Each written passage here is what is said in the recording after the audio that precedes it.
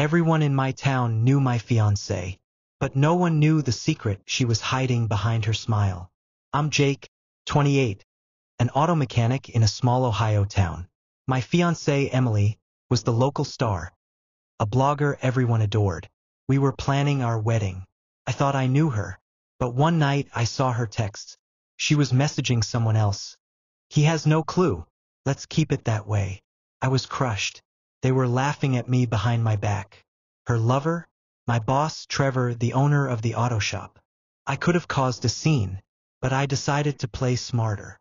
I didn't sleep for 3 nights, but I came up with a plan to make them regret it. I didn't want a fight or a shouting match. My revenge had to be cold, calculated. I started digging into Trevor.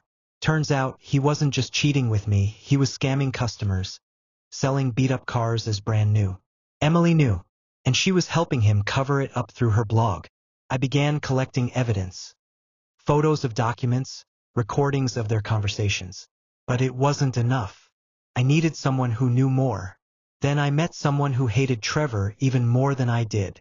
She walked up to me at the gas station and said, "I know what they did to you. I can help." Her name was Clara, Trevor's former accountant. He fired her when she started asking questions about his business. Clara had access to old files, evidence that could ruin him. But she was scared. Her family depended on her, and Trevor had threatened her. I convinced her, "Together we can stop them, but you have to trust me." She handed me a flash drive and said, "You're not ready for what's on there." I opened the files and realized this wasn't just betrayal, it was a whole operation. The flash drive had proof that Trevor wasn't just scamming customers. He was laundering money through the auto shop. Emily was in on it. Her blog lured clients who paid for luxury cars that didn't exist. They'd made millions.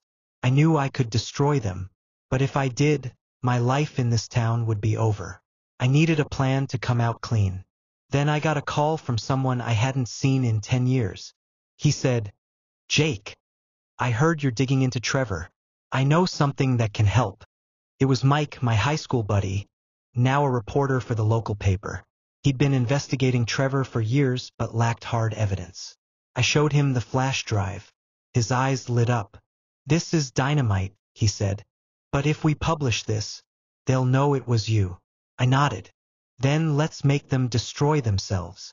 Mike had an idea that could either make me a hero or ruin me. We set a trap, and Emily and Trevor fell for it like starving fish. Mike created a fake profile for a wealthy client who wanted to buy a car for $200,000. I forged documents to make it look legit. Emily hyped the deal on her blog, and Trevor invited the client to the shop. But the client was a setup, and their entire conversation was caught on a hidden camera. When Trevor handed over the keys to a car that didn't exist, we knew. We had them. The video of their deal hit the internet, and the town exploded. Mike published the article with all the evidence. The video, documents, recordings. Emily lost every follower overnight. Trevor was arrested for fraud. The locals who trusted them were stunned. I stood back, watching their world crumble. But then Emily came to me. Tears. Apologies. "Jake, I didn't know it would go this far." I looked at her and realized my revenge wasn't over yet. I could have destroyed her completely, but I chose a different path. I didn't accept her apologies, but I didn't stoop to her level either. Instead, I donated all the money left from their scam to charity, fixing up the local school where I grew up, where Clara's kids went. The town started calling me a hero. Emily left town. Trevor got jail time. And me? I stayed the same Jake. But now I knew real revenge isn't about destroying your enemy. It's about making sure your actions change the world for the better. Sometimes revenge isn't about tearing others down. It's about rising above them. And I did just that.